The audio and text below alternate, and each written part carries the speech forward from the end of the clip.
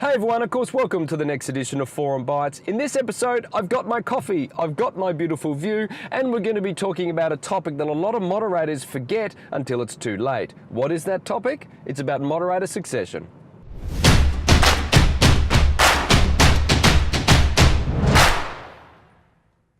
So as some of you may know, I've just gotten back from a holiday. Literally, I'm about to go into work now. Am I delaying it? Probably. But when it comes down, I took a holiday, I needed a break. As you can see, the Forum Bites episode stopped. All of us need a break from time to time, and moderators are nothing different. At the end of your tenure, you need to step down and have a break and allow someone else to take the reins. But we're here today to discuss how to make that transition the easiest as possible. First recommendation I would give is make sure you have at least 2 elects lined up. The reason why you should have at least 2 is because one of them may have something happen in their life that stops them from either committing or wanting to be the next moderator. I've had people set up the next moderator, get them fully trained, and that moderator has to pull out at the last minute, some of them even pulling out of EO at the last minute, because something happens in their life that stops them from committing. And then that current moderator is left running around trying to find a replacement or extending their tenure, which is obviously not the best thing to do because it's against the plan, and therefore it makes your job just that much harder. So definitely have at least 2 set up. The next one, of course, is the training. You need to do the training before you take over. For me, it's at least a minimum of 6 months before you take over. There's a reason for that. Firstly, when it comes down to my moderator experience, I did my moderator training 3 months after I took over. And what a disaster that was.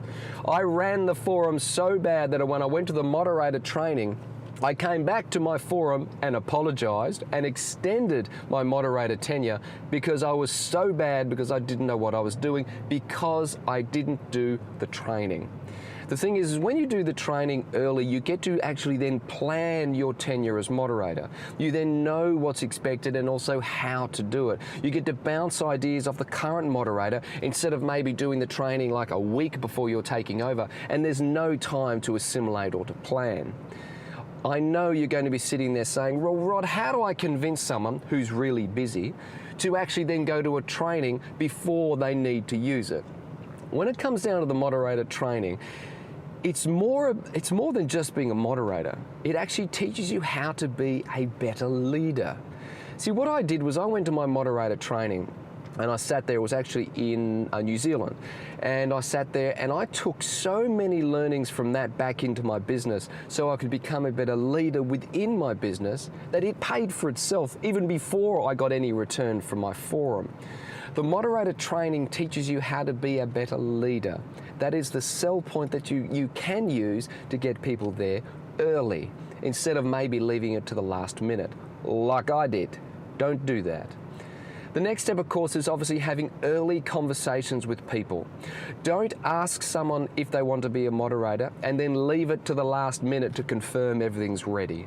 I would probably recommend that 3 months before the takeover, right, to have conversations with the moderator and current moderator. Allow the incoming moderator to have conversations with all of the forum members beforehand, as well as just to make sure that they understand what the forum needs before they take over.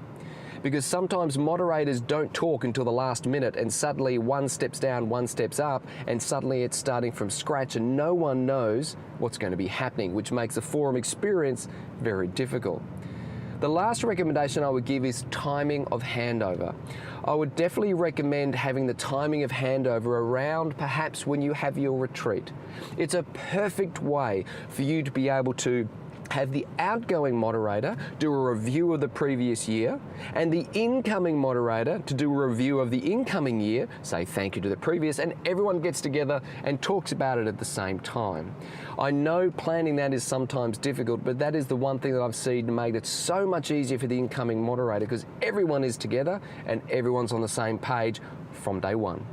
Now, as always, if anyone's got any questions or comments, just leave them in the comments below. If you haven't subscribed already, just go ahead and punch that button right now. And as always, I'll see you in the next episode.